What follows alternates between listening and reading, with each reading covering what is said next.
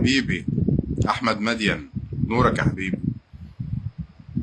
مساء الفل، عاملين ايه؟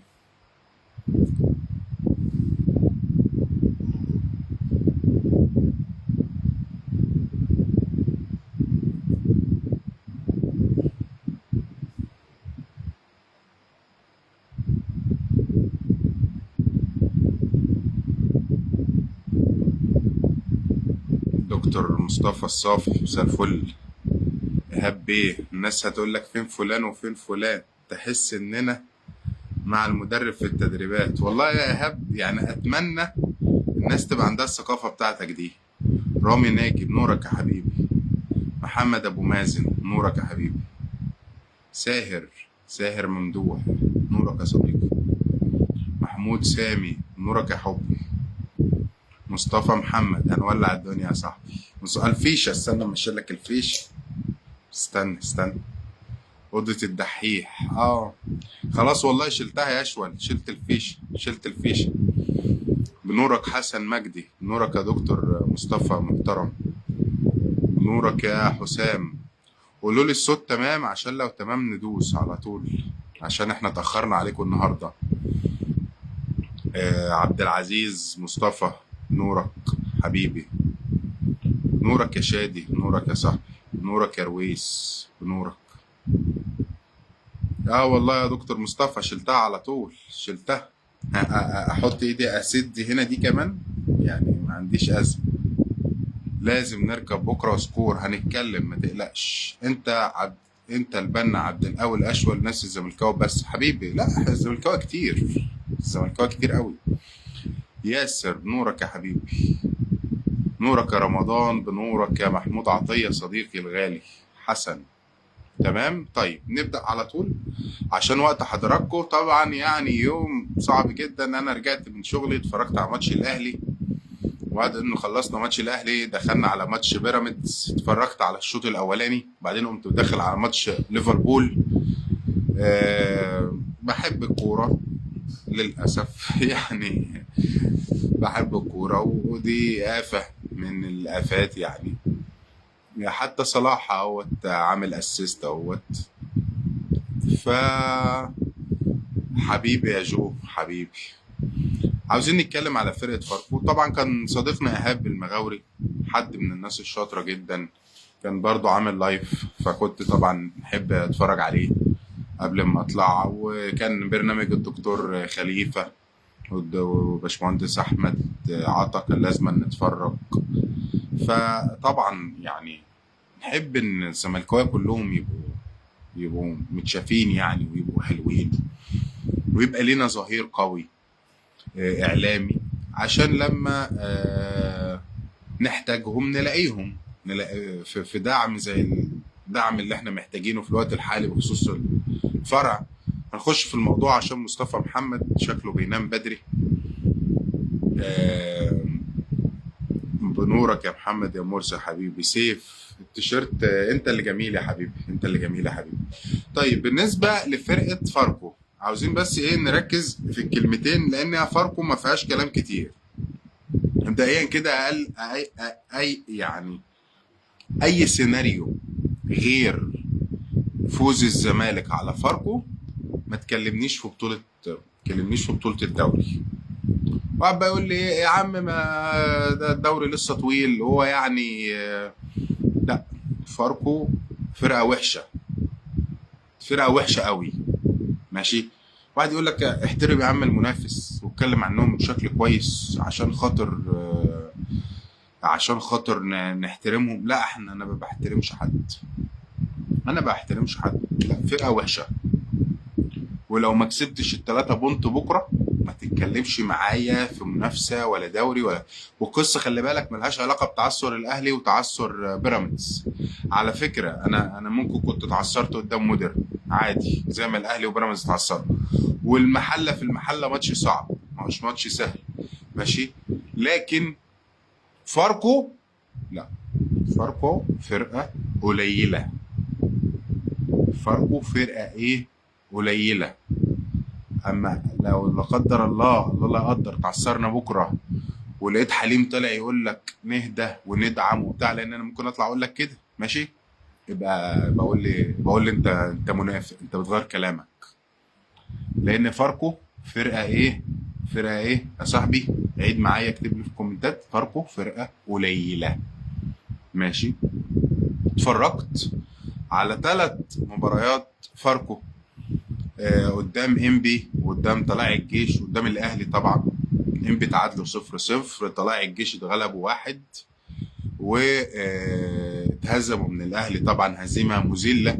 ويمكن الاهلي ظهر بمستوى حلو جدا في ماتش فاركو، لدرجه ان انا تخيلت ان الاهلي فاق، وان الاهلي. لكن اما ظهر قدامي النهارده فرقه زي المحله بتلعب بنفس السيستم بتاع فاركو، اللي هو 5 ورا وقدامهم 2 وقدامهم 1 وقدامهم 2. تمام. لما لقيت فرقه زي المحله بتلعب نفس السيستم بتاع فاركو بس منظمه اكتر، ومنعت الاهلي. خلي بالك الاهلي تسمع بقى التحليلات بقى ويقول لك الاهلي وعملنا وشطنا. الاهلي شاط 4 فرص اون تارجت بين ال3 خشبات، فما تتكلمش بس معايا في ايه. الاهلي كان ماسك الكوره طبيعي، كان ماسك استحواذ. الاهلي شاط كتير من بعيد، شاط يعني بصفه عامه. لكن اون ذا بوكس لا، هم ما وصلوش للمرمى بتاع عامر. ماشي. فعشان بس برضو ايه الكلام، برضو ايه الاهلي. فانا دلوقتي فرقه فاركو بتلعب بنفس النمط بتاع فرقه المحل بتاع المقاولين. ماشي. بس هل هم في نفس المستوى؟ لا، ولا يقربوا لهم ولا يعرفوهم. 5 ورا، 2 في نص الملعب. مش شايف اي حاجه مميزه خالص. رقم 10 كويس اللي هو محمد فخري، وقدام 2 فيهم واحد اسمه كريم الطيب. انا عايزك بس تركز مع ال2 دولت، لان هم دولت اهم 2 في تشكيله فاركو، ودول اللي نادي الزمالك لازم يعمل لهم حساب. اللي هو محمد فخري رقم 10 او تحت الفرود بقى هناك، والكريم الطيب. كريم الطيب ده يا صاحبي هو اعلى مراوغ في الدوري المصري. نقول تاني، كريم الطيب اعلى مراوغ في الدوري المصري. عمل 8 مراوغات صحيحة، ده رقم كبير بالنسبة لفريق ما أحرز غير هدف واحد. فريق عاجز جدا هجوميا في 3 مباريات، فريق ما بيخلقش فرص. ماشي. ففرقة ميتة. ماشي يا صاحبي، هتقول لي احترمهم ولا ما احترمهمش؟ اما اطلع في التلفزيون انا بقول لك نحترمهم، لكن احنا هنا في اللايف مش هنحترمهم. ماشي. لكن آه كريم الطيب هو اخطر لاعب في فرقه المقاولون، في فرقه فاركو. مراوغ جيد في الواحد على واحد، عمل 8 مراوغات صحيحه. رقم 10 محمد فخري، لعيب بلاي ميكر، صانع العاب للاثنين فراوده اللي قدامه. طيب، ده فيما يخص فرقه فاركو. طيب نشوف مثلا الاهلي كسب فاركو ازاي، ونحاول نعمل نمط مشابه. ماشي. بحيث ان احنا يبقى عندنا، يعني مثلا ما كنا بنتكلم على فرقه المقاولين، محمد حسن صديقنا الغالي لما كنا بنتكلم على فرقه المقاولين قلنا الزمالك معهوش مباريات كافيه للمقاولين، فدرسناه غلط، فتعاملنا مع الماتش غلط، فما كسبناه كده. لكن لا، فاركو احنا عارفينها وعارفين المدرب وعارفين السيستم بتاعه، والفرقه قلت كتير عن قبل كده. يعني مثلا واحد يقول لك ايه ده فاركو دي كانت بتعمل معانا نتائج الموسم اللي قبل كده. لا، هو فاركو قلت كتير. تمام. طيب، الاهلي كان بيعمل ايه؟ اما اجي العب 5 ورا يا جماعه، انا عايز بقى الناس هي اللي تشاركني في وضع التشكيل. يعني مش عاوز انا اللي انا اقول، لا، انا عاوز الناس هي اللي تقول. ماشي. فرقه بتلعبني ب5 ورا، لازم ال5 دول يقابلهم كام؟ يقابلهم 5، مش يقابلهم 4 زي ماتش المقاولين. معلي بره القايمه فعلا يا احمد، والناس بتسأل معلي بره القايمه، وانا ما اعرفش ايه السبب. ما بحضرش التمرينات، ما اعرفش، مصاب ومداريين، متمرد، زعلان، مقموص، هربان، ما اعرفش انا يعني. ما تكلمنيش على مستبعدين، كلمني على القائمين في القايمه، ماشي. ففرقه بتلعب بخمسه ورا، الخمسه دول يا صاحبي اقابلهم بكام؟ اقابلهم بخمسه، مش ما ينفعش اقابلهم باربعه زي ماتش المقاولين. تمام. باشمهندس اسلام بيقول لك نلعب باتنين مهاجمين. ماشي، يعني مش الازمه ان انا العب باتنين مهاجمين، لا ممكن العب بفرود واحد عادي، بس فرود وعشرة، فرود وعشرة وجناحين، ادي كده اربعه، واحد من نص الملعب بيقدم زيادات مستمره، او باك من الباكين، او الباكين الاتنين. لكن احنا طبعا بنقدم باك وبنأخر باك، كيفاش نقابلهم باربعه زي ماتش المقاولين؟ طيب لما بنلعب خمسه في الخط الامامي، ممكن تفردهم لي بقى كده على الترابيزه. احنا قلنا ايه؟ في الملعب 5 ممرات.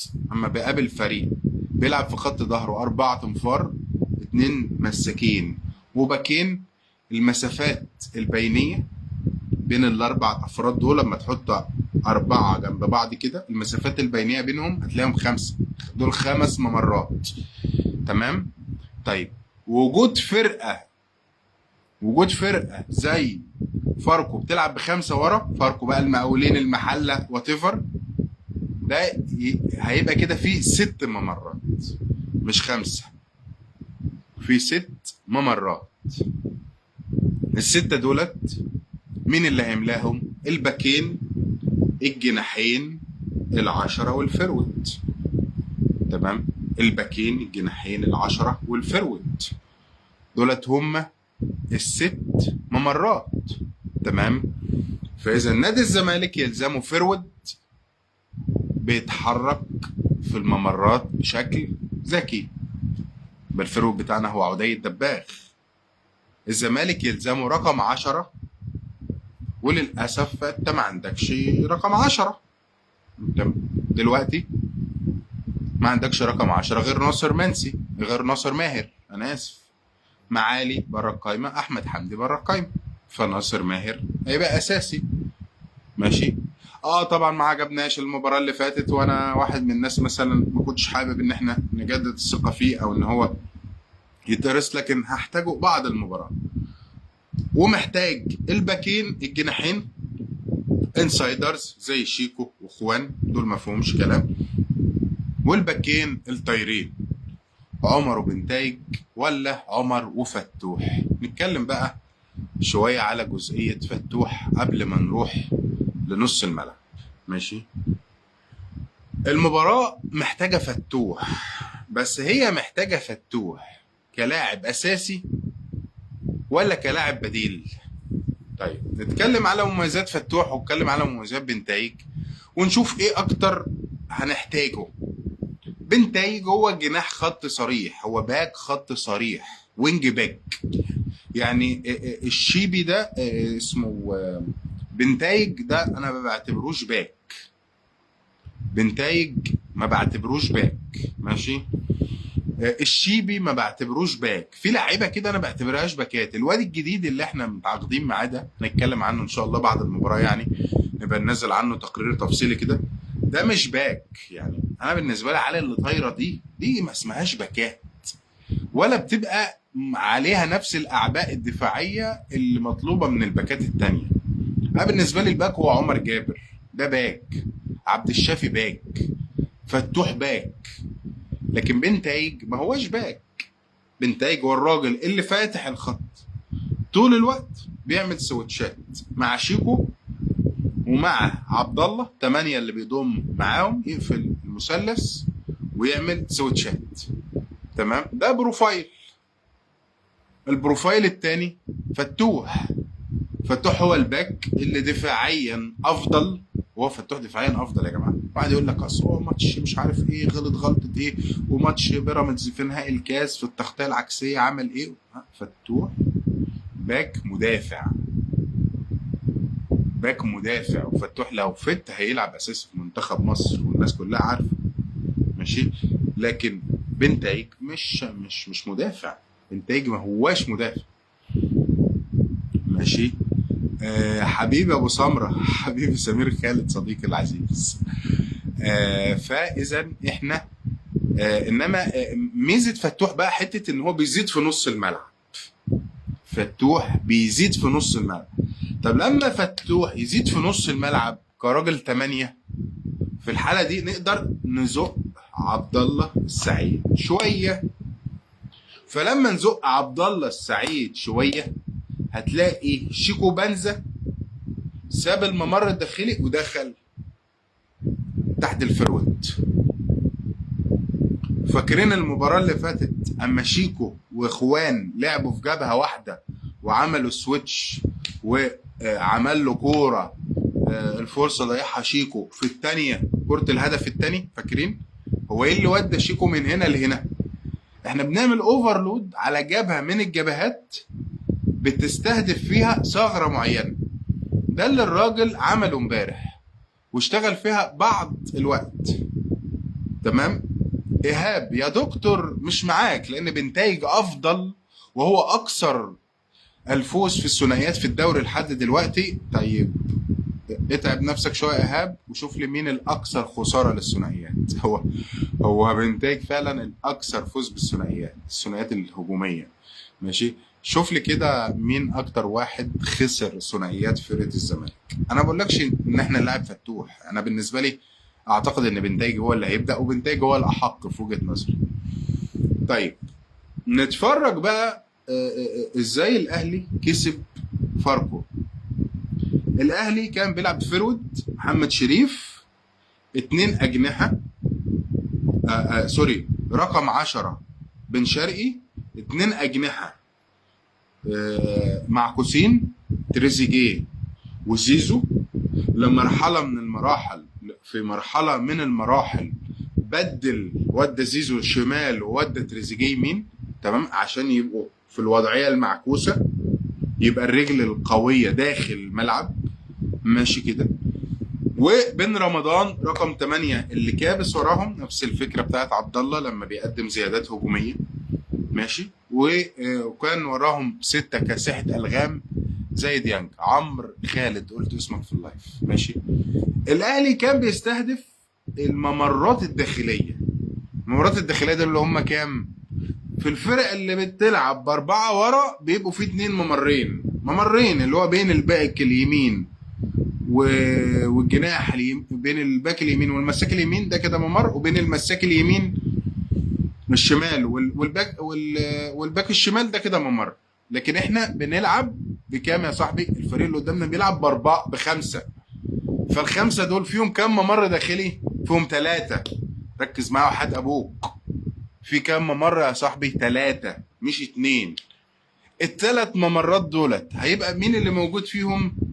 هيبقى موجود فيهم خوان وناصر ماهر وشيكو. دولت 3 ممرات. 3 ممرات دولت يحتاجوا الى تمويل. يحتاج ان عمر جابر يكبس. المره دي احنا هنكبس يا عمر وحد ابوك، ركز معانا يعني لو الولد الكيني متاح كنت اقول لك ده ماتش الواد الكيني ما فيهاش اي فرقه بتلعب 5 ورا، لازما اجنحه طيارات يا صاحبي، لازم اجنحه طيارات. مساء الفل يا اسلام. ماشي. فاذا احنا محتاجين جناحين طايرين، فيا عمر يا جابر وحد ابوك زق معانا الليله شويه. ماشي. كان الاهداف بقى، قصه الاهداف الاربع اهداف في منهم 3 شبه بعض، وفي منهم هدف اتحسب اوفسايد على الاهلي شبههم. الاهلي جاب 4 تجوان، اول 3 شبه بعض وفي كمان جون اتلغى لتريزيجيه شبههم. يعني الاهلي يعتبر هز شباك فاركو ب4 اهداف شبه بعض. ايه قصه الاربع اهداف عاملين ايه؟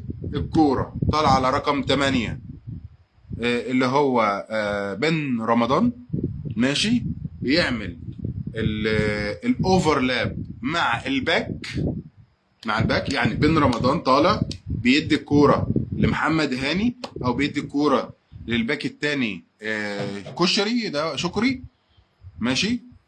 الباك بياخد الكوره ويسند على الجناح اللي داخل في نصف المساحه، ان كان مثلا زيزو او تريزيجيه، وبعدين زيزو او تريزيجيه يردها في الملعب للفرود او للقادمين من الخلف. الاجوان كلها شبه بعض،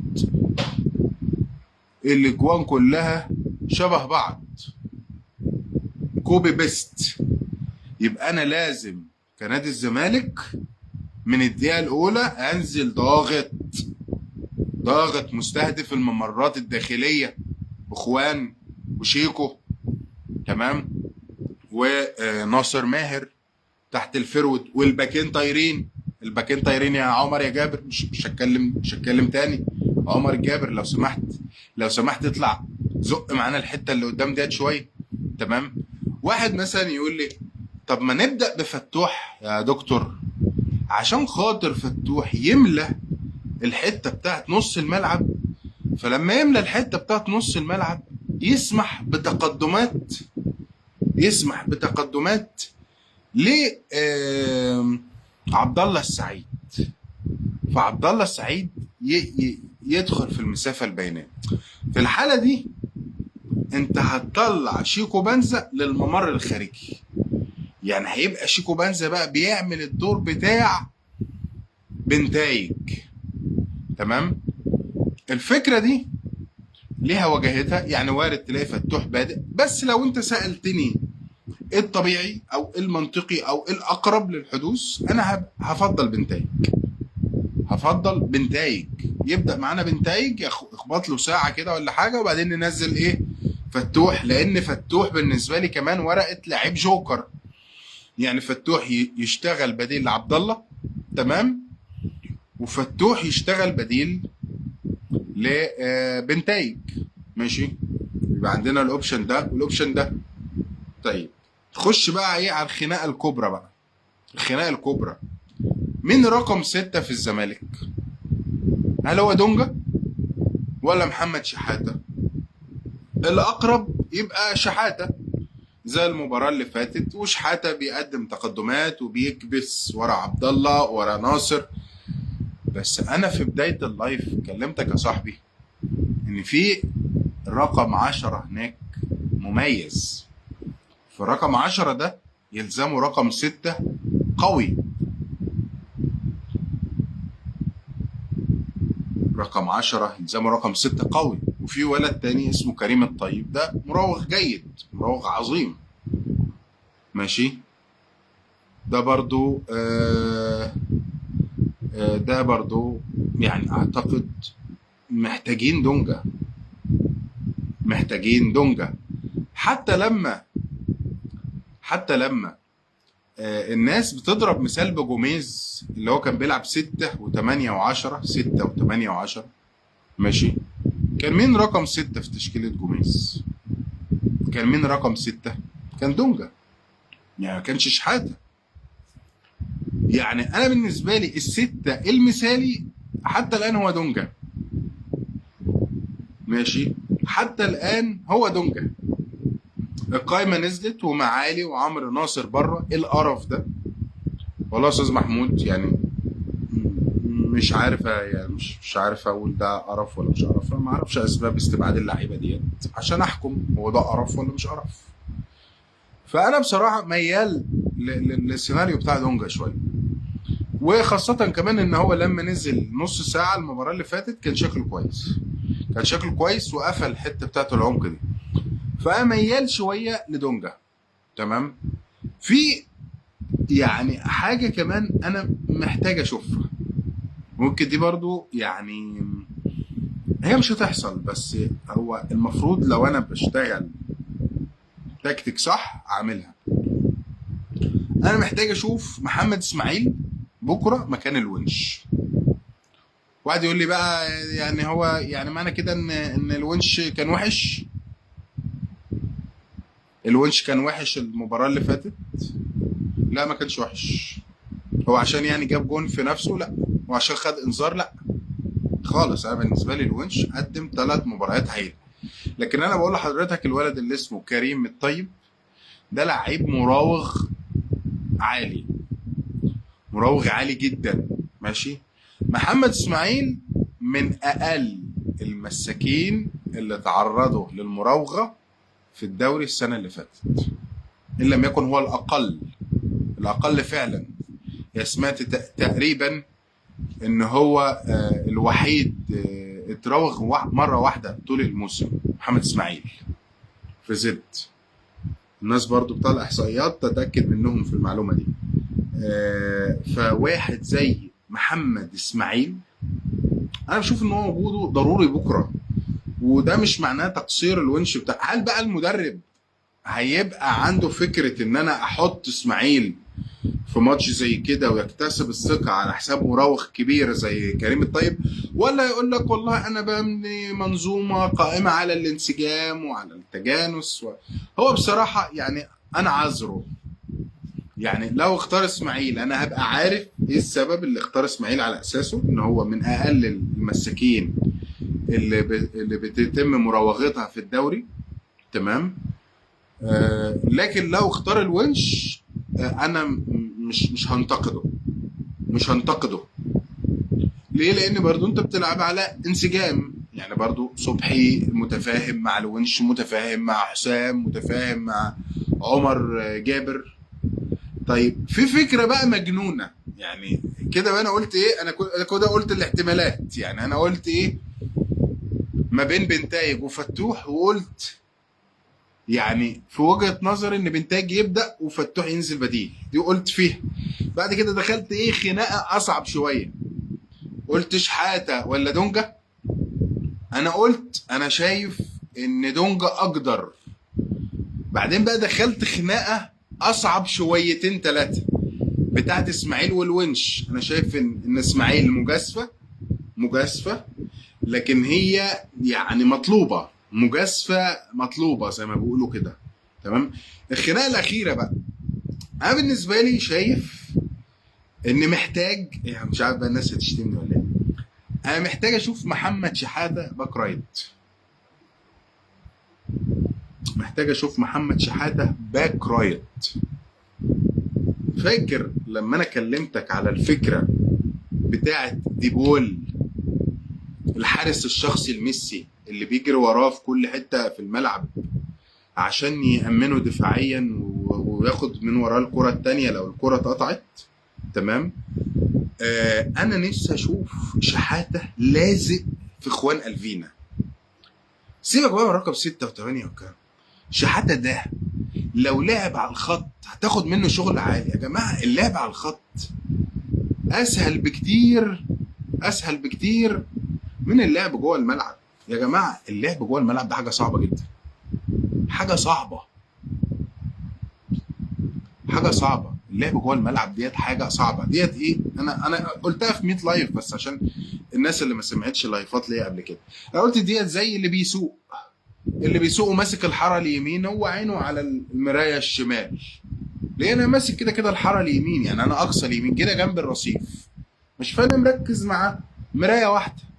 واللي ماسك الحارة الشمال نفس القصة، انا ماسك جنب الرصيف الشمال فعيني على مراية واحدة اللي هي اليمين. تمام. لكن الراجل اللي بيسوق في النص، بيسوق في نص الحارات، تمام، وعينه على المرايه اليمين والمرايه الشمال والمرايه اللي في النص وعلى وباصص ورا وكذا وكذا. تمام. فاذا ان انت تشيل لعيب من نص الملعب وتحطه على الطرف انت كده بتدلعه. يعني محدش مثلا يقول لي ايه انا خايف ان محمد شحاتة ما يأديش اصل احنا بنلعبه نص ملعب وهو ما بيلعبش باك يمين. تمام يا صاحبي ما تخافش. يعني اي لعيب هتشيله من الطرف وتحطه في العمق. يعني مثلا واحد زي فتوح ده، واحد زي فتوح انا مستخسر ان هو يلعب على الطرف. انا شايف الولد ده قراءته للملعب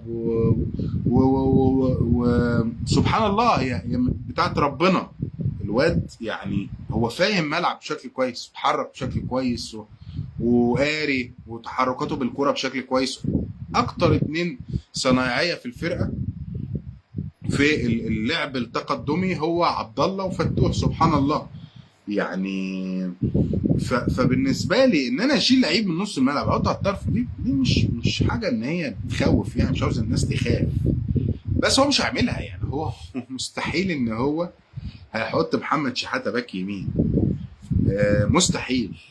بس انا بالنسبه لي التشكيل المثالي اللي عمره ما هيحصل، تشكيل مثالي اللي عمره ما هيحصل: محمد صبحي، محمد شحاته يمين، محمد اسماعيل مساك يمين، حسام عبد المجيد مساك شمال، وبنتايج مساك باك شمال، ورقم 6 دونجا، ورقم 8 عبد الله، ورقم 10 ناصر، وقدامهم شيكو واخوان، والفرود عدي.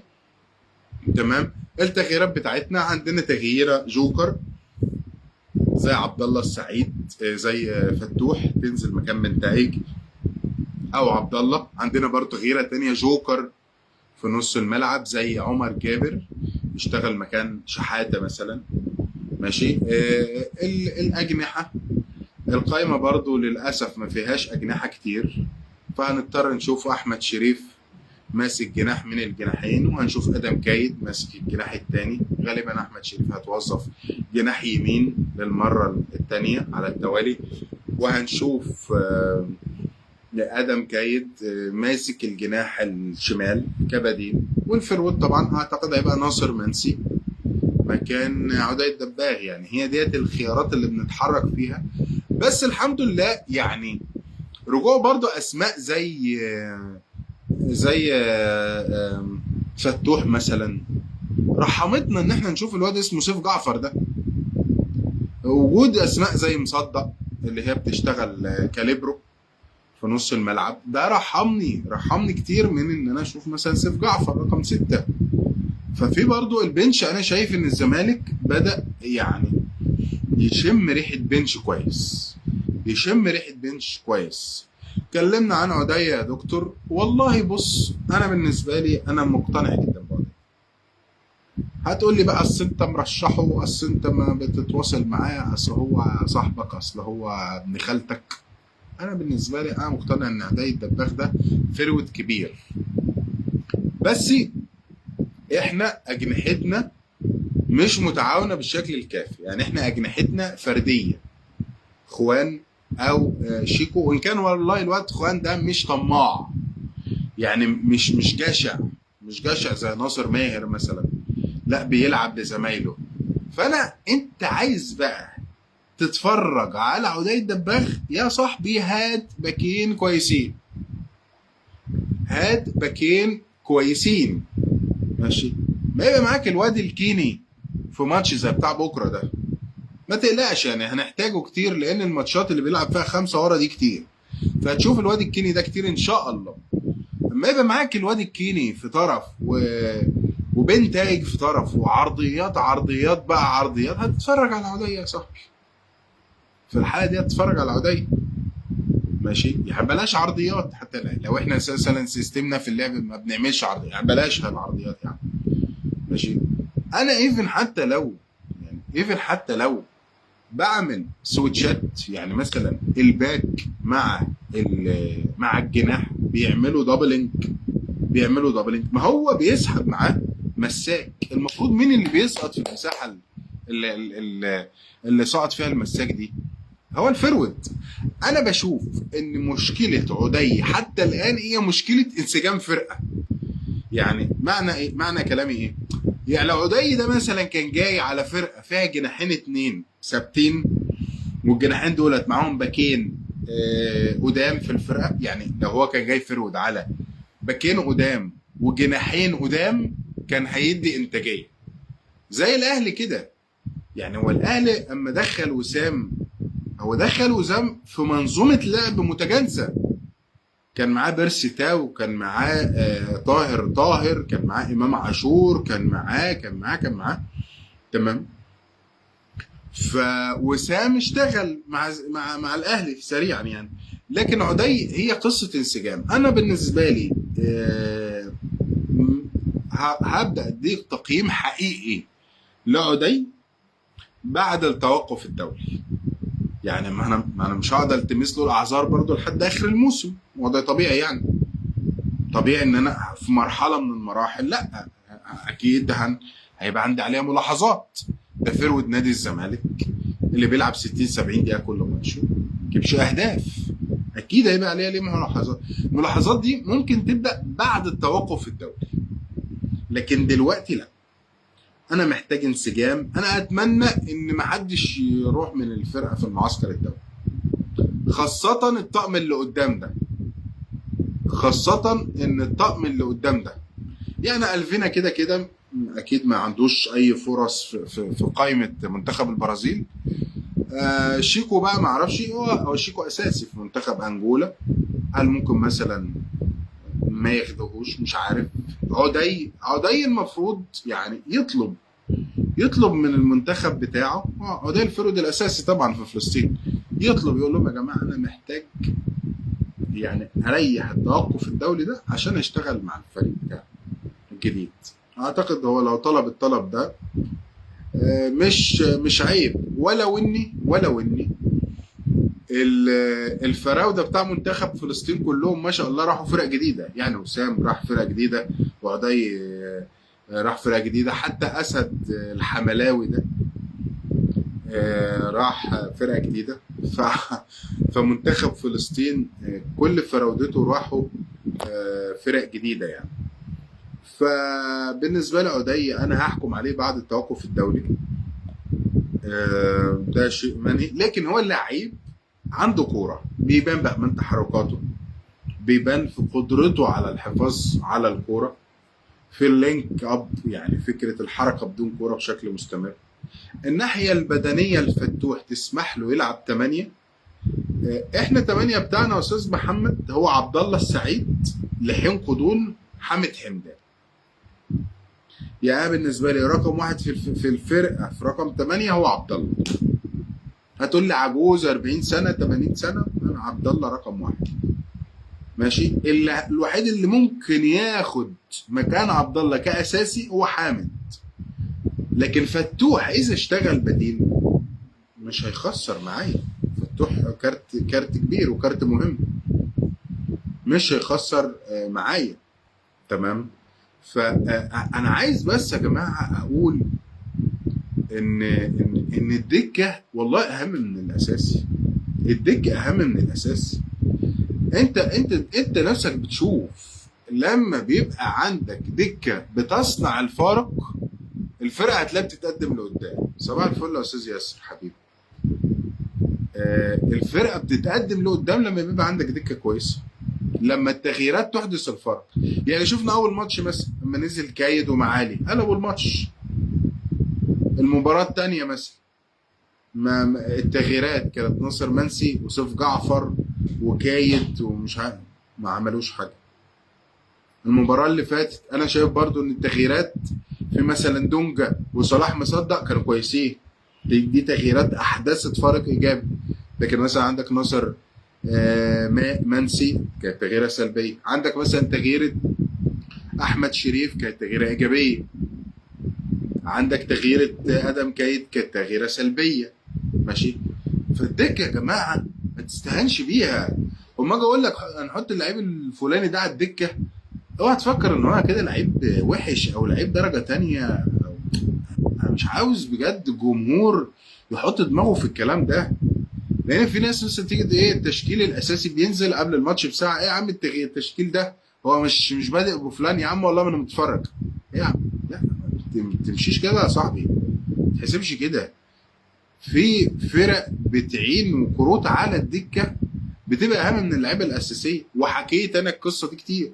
فاكر انت الجيل بتاع فريرا، اوزفالدو فيريرا 2014 2015 اما كان بيقعد مصطفى فتحي. مصطفى فتحي كل ما ينزل يا يجيب جون يا يصنع جون، يا يجيب جون يا يصنع جون. لا طب ما يا عم طالما الواد جامد كده طب ما تبدا بيه. يقول لك لا ما ابداش بيه، مستحيل ابدا بيه. يا عم الواد بينزل يجيب جوان وانت مجنون ولا ايه يا بروف؟ ما تبدا بيه. لا مش هبدا بيه. فتلف الايام وتدور ويمشي فريرا ويجي ميدو يدرب الفرق. بقول لك لا، وانا وانا عبيط؟ مفيش حاجه اسمها احسن بديل في مصر. انا احسن بديل في مصر ده يلعب اساسي عندي على طول. لعب الواد اساسي، ما عملش حاجه، ما عملش حاجه. تمام. ليه؟ لان مصطفى فتحي مواصفات بدنيه خاصه جدا، ما يقدرش يبدا المباراه عشان يخش في التحامات عنيفه، عشان بيقابل خصوم لسه واقفين على حيلهم كذا كذا، عكس لما بيبقى نازل بديل بيقابل خصوم. انا حكيت الكلام ده كتير. فساعات اللعيب البديل بيبقى اهم. ده مش مبالغه، فعلا فعلا يا جماعه. لعيبه بديله على البنش، يعني انا بالنسبه لي لعيب زي فتوح ده اما يبقى على الدكه انا مرتاح. عارف انت، انا مرتاح، حاسس ان في ورقه ممكن تنزل تقلب المباراه. فتوح طبعا امكانيات جباره يا جماعه، امكانيات جباره. يعني سيبك بقى من المواقف الاخلاقيه والحاجات دي احنا بنتكلم فيها. انا واحد من الناس كويسه وكنت بطالب ببيعه، بس خلاص طالما مشكلته اتحلت. لا تتكلم كوره، لا فتوح لعيب كبير يعني، دي حقيقه ما ينفعش اغمى عينيا. ماشي. محمود بيقول لي يعني كايد ده جاي على انه جناح يا دكتور؟ والله يا محمود سؤال صعب. انا ناسي مش عارف كايد ده شغال ايه بالظبط، بس انت لو هتسالني انا شايف ان هو جناح دفاعي. يعني ايه جناح دفاعي دي؟ اول مره اسمع المصطلح ده. جناح دفاعي يعني باك يعني؟ لا مش باك، مش باك صريح، ومش جناح صريح، ومش رقم 8 صريح، رقم 8 شمال يعني. وهو بيلعب الثلاثة، هو بيلعب الثلاثة. ينزل يقفل مع الباك شوية، يريح على عبد الله يقفل معاه العمق شوية، يفتح كجناح شوية. هو ده بيسموه سكواد بلاير. سكواد بلاير، لاعب يعني. مثلا واحد زي كايد ده هو بقاله كام ماتش بينزل شكله مش كويس، ماشي. بعد يقول لي طب هو المدرب ما استبعدوش ليه؟ ما هو استبعد لعيبه كتير ما كانتش كويسه، ما هو استبعد عمرو ناصر، واستبعد معالي، واستبعد لعيبه كتير كانت ظهرت بشكل وحش فبيستبعدها. طب هو ليه مصمم على كايد؟ عشان كايد زي ما بقول لحضرتك كده سكواد بلاير، يلعب جناح، يلعب 8 شمال، يلعب وينج باك. واي نعم مفيش ولا حاجه في دول جامد فيهم، بس هو ايه يعني، بتاع كله يعني. انت فاهمني؟ بتاع كله. نفسي يفكر في مصدق 6. لا يعني يا مصدق 6 صعبه شويه، الا لو هتلاعب جنبيه كمان واحد 6. فاكر انت اما جوزفالدو فيريرا، بس مش 2014 2015 بقى، لا 2022، كان بيلعب مين؟ كان بيلعب حسام عبد المجيد طرف شمال، كان بيلعب حمزه المسلوسي الله يمسيه بالخير، القائد العظيم حمزه،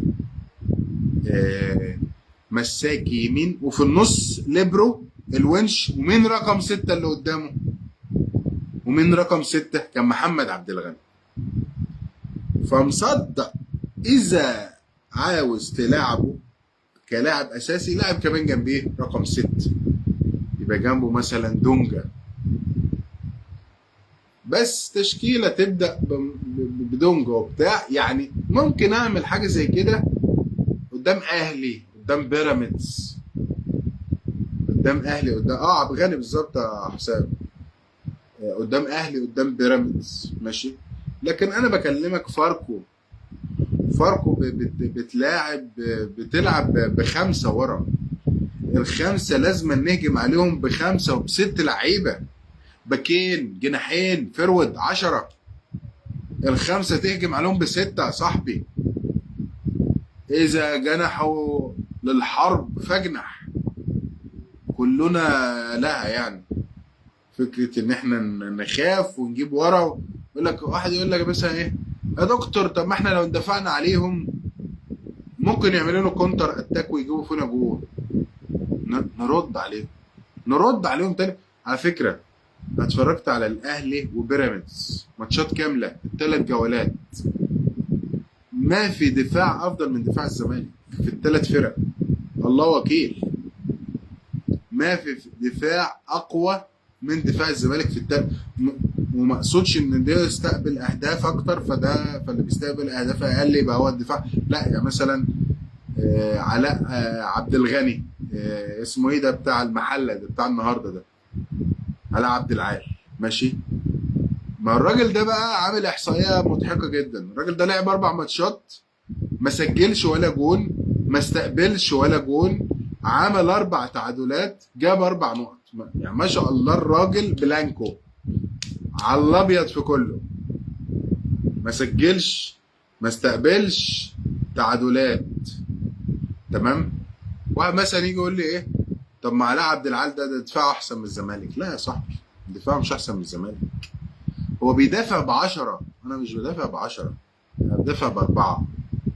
انا بدافع بباك والاتنين مساكين ورقم 6. باك والاتنين مساكين ورقم 6، دول عناصر المنظومه الدفاعيه في نادي الزمالك. عناصر المنظومه الدفاعيه عباره عن الباك اللي هو عمر جابر، والاتنين مساكين ايا كانوا هم مين، ونش حسام، والرقم 6 اللي هو دونجا او شحاته. دول العناصر. لا بنتايج مدافع ولا عبد الله السعيد بيدافع، ولا هل معنى ان انا بقول بقى ان ده مش مصنف مدافع ان هو ما بيرجعش؟ يعني لا بيرجعوا، بس احنا بنرجع كمنظومه. كمنظومه يعني احنا بندافع كلنا كمنظومه وبنهاجم كلنا كمنظومه، لكن كافراد دفاع افراد اللي هي رقابه رجل لرجل، لا ده ال4 اللي ورا بس، ماشي، اللي هم الاثنين مساكين والباك ورقم 6، ماشي. فاذا نادي الزمالك لازم يكشر عن انيابه. ما يفرقش معايا بقى نجيب 50 جون بتاع، انا عاوز انزل اركب الماتش، اركب الماتش زي اول ربع ساعه كده في مباراه مودرن. يعني اول ربع ساعه في ماتش مودرن دي احنا ما كناش لسه جبنا الجون، يعني قبل الجون بتاع الفينا، ماشي. انا كنت مستمتع. انا بالنسبه لي لو حتى الماتش كمل بالطريقه دي وخلص 0-0 انا هطلع مبسوط. انا كواحد محلل انا طبعا كمشجع هبقى متضايق ان فرقتي كانت ضاغطه وماسكه كوره وبتعمل فرص وبتاع ما عرفتش تجيب جوان، انا هبقى متضايق كمشجع. لكن كمحلل بقى، كواحد مثلا فاهم شويه في الكوره، كنت هبقى مبسوط جدا، حاسس ان فرقتي بتعمل كل حاجه في الملعب. فانا مستني بكره الاقي فرقه الزمالك عندها جشع، عندها طمع، عندها حميه. والموضوع يعني انا تجنبت ان انا اتكلم على بيراميدز وعلى الاهلي. يا جماعه انا ماليش دعوه الاهلي عمل ايه، ماليش دعوه بيراميدز عمل ايه. لو احنا في جولات الحسم في الاخر اقول لك ماشي، لكن دلوقتي ماليش دعوه. واحد يقول لي ايه يا عم الشيبي انطرد في ماتش الاهلي، احنا كنا عاوزينه يلعب على الاهلي يا عم بقول لك ما يولع الشيبي على الاهلي على بيراميدز. انا بالنسبه لي لو بيراميدز خسر الماتش الجاي، يعني هو كده هيبقى عمل تعادلين وهزيمه ومكسب. هو بيراميدز عمل كام؟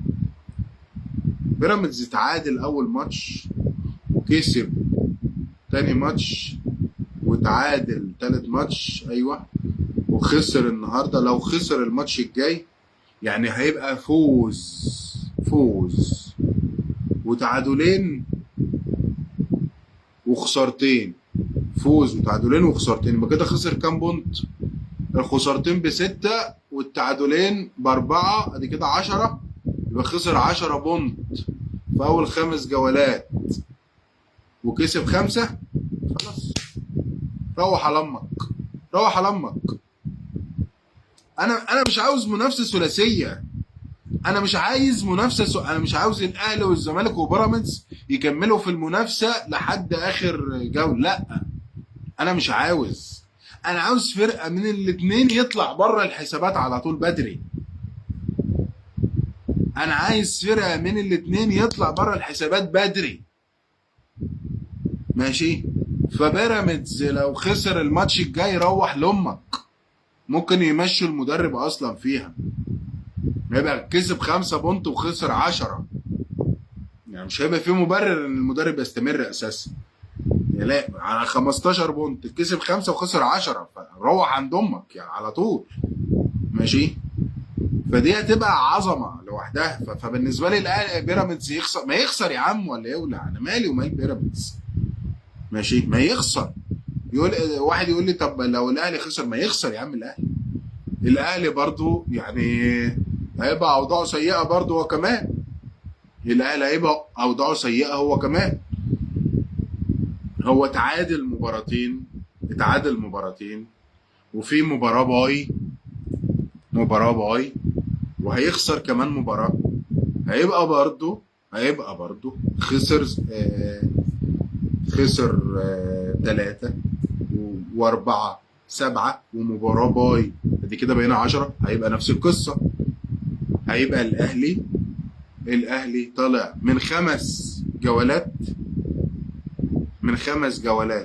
ب5 بونت وخسر 10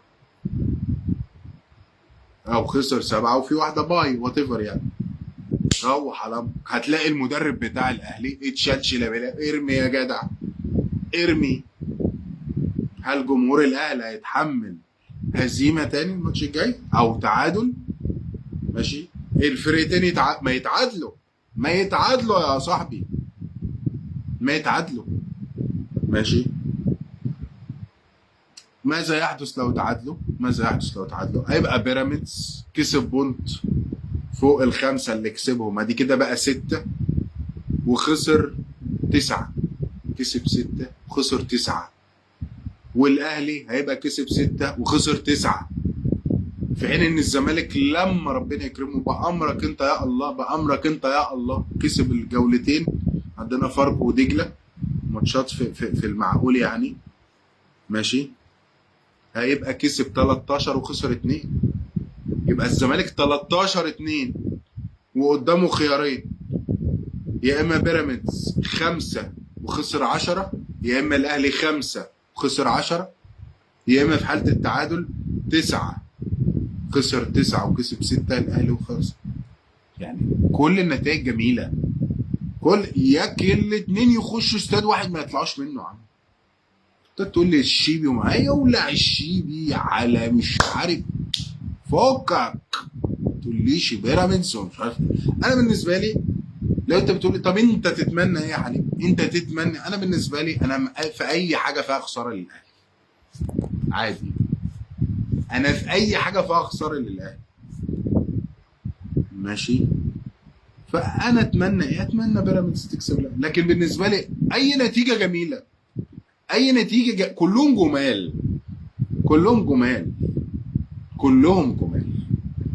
فانا مش عاوزك تشغل بالك اصل الشيبي واصل يا عم. هو يعني الاهلي بيكسبهم قوي بالشيبي ولا من غير الشيبي؟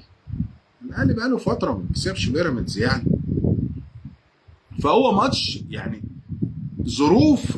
انت عارف بقى اللي اعظم من ماتش الاهلي وبيراميدز ده، اللي اعظم منه هما الماتشين بتوع النهارده. اما الاهلي يتعادل مع المحله وبيراميدز يخسر من مودرن، هم دول. هو ده الجمال بقى، هو ده الجمال يعني. اما الاهلي وبيراميدز يقابلوا بعض 1-1 هيبقى انت كده استفدت 4 بونت. بكده الفرقتين خسروا 4 بونت. انت استفدت من ايه؟ من 4 بونت. اما فرقه تكسب وفرقه تخسر يبقى انت كده استفدت 3 بونت ان فيهم واحده تعور. انما النهارده تعوروا في كام بونت؟ بيراميدز تعور في 3 والاهلي تعور في 2. فانت النهارده كسبان 5 بونت. يعني انت مكسبك النهارده اهم من نتيجه ماتش الاهلي وبيراميدز. انت مكسبك النهارده اهم من نتيجه ماتش. فلازم تكسب فاركو. مش لو ما كسبتش فاركو مش هيحصل كويس. انا هطلع لك لو قدر الله، لا قدر الله، الله لا يقدر عصرنا قدام بيراميدز هتلاقيني طالع اقول لك ندعم ونستمر. مش يا صاحبي، هقول لك كده بس. انا بقول لك النهارده قبل الماتش ما ينفعش تقول الحكم اصل المدرب، التغييرات، التكتيكات، الخطط. لازم جمهور الزمالك واداره الزمالك ولاعيبه الزمالك ومدرب الزمالك ومدير الرياضي بتاع الزمالك، كل ما ينتمي لمنظومه الزمالك يبقى فاهم ان الروح والحماس هو اللي بيجيب المكسب. احنا بنعمل خطط وبنعمل تشكيلات وبنعمل تكتيكات وبتاع، كل دي كلام جميل وعلم ودراسه، لكن الفرق الكبيره نسب فوزها دايما اعلى. ليه؟ عشان هي فرقه كبيره، عشان هي فرقه كبيره. ماشي. هو انشيلوتي وهو بيدرب ريال مدريد، يعني مش الفرقه كلها عارفه طريقه لعبه والفرقه كلها بتعرف انها ازاي تقفل عليه؟ كم فرقه بتعرف تعطل انشيلوتي؟ كم فرقه؟ فرقتين، ثلاثه، خمسه، 10 طوال مسيرته مع ريال مدريد 10 فرق عطلوه يعني؟ ايه يعني؟ بس بيكسب ماتشات ليه؟ عشان هو فريق كبير، عشان الاداره ما بتسمحش بالهزيمه، لعيبه عندها ثقافه المكسب، جمهور ما بيسمحش بالهزيمه، كل الاجواء مهيئه ان انا انزل اكسب اي حد. وفي ماتشات كتير ريال مدريد بيبقى قذر وبينزل وبيكسب. المنتاليتي دي مش موجوده عند الاهلي. لو انت عايز تعرف ليه الاهلي على فكره، انا ما اعرفش كام واحد هنا، انا طبعا طول الفتره بتاع الميركاتو ما كنتش بطلع لايفات، انا ما اعرفش كام واحد من الناس اللي فاتحه اللايف دلوقتي كان بيسمعني في رومات كلاب هاوس ورومات تويتر والكلام ده. ماشي. انا اقسم بالله انا اللي بيحصل مع الاهلي ده انا حكيته، مش دجل ولا شعوذه، مش دجل ولا شعوذه. ماشي. لكن اللي بيحصل ده انا حكيته مع الاهلي فرقه كلها معلمين يا باشا، كلها اسطوات، محدش بيخدم على حد، والمدرب ده مش هيكمل، مش هيفلح معاهم، كلها اسطوات، مفيش صناعيه، كلها اسطوات. ماشي. فالفرقه دي مش هتكمل كده، مش هتنفع كده. الفرقه دي لازم تبقى لها لاعب او اتنين من النجوم عشان تعرف تكمل. تمام. يا اما هيجيبوا مدرب نابو ازرق زي كولر، او زي مدرب بقى ابن لذينه من اللي هو بياخد 900,000 مليار دولار، دولت كتير قوي دول، وسي في جامد بقى والناس دول. اول لما هيجي الاثنين لعيبه اللي بقول لك عليهم دول هيشطب عليهم. ما اقصدش اسمين، ما اقصدش 2 لعيبه اللي هو فلان وفلان، لا اي 2 هيمسك 2 كبار ويذبحهم. مش الفرقه دي كده مش هتنفع كده، الرجاله دي كلها مع بعض. ده لسه امام عاشور ما رجعش كمان، كل اللي انا بغني فيه ده ولسه امام عاشور ما رجعش. ماشي. فشغل الجلاكتيكوس وان احنا عندنا كل اللعيبه ولاعيبه جامده والشغل الكيدي ده احنا هرسناه في 50 فيلم. وانا يا جماعه انا راجل مدريدي يا جماعه، واي واحد بيشجع ريال مدريد فاهم اللي انا بتكلم فيه ده كويس، وفاهم الجلاكتيكوس بتاع 2002 وصل ريال مدريد لحد فين، وفاهم الجلاكتيكوس الحالي بتاع ريال مدريد، امبابي وفينيسيوس ورودريجو. ودلوقتي ريال مدريد اللي متابع كرة عالمية يعني هو بيحاول يتخلص من رودريجو، وغالبا هيتخلص منه. ماشي. وطلع توني كروس وطلع مودريتش، بيغير جلد. لازم تتخلص من العقود الضخمة والعقود الكبيرة واللعيبة الاسطوات والمعلمين وتدخل دم جديد، ده الطبيعي.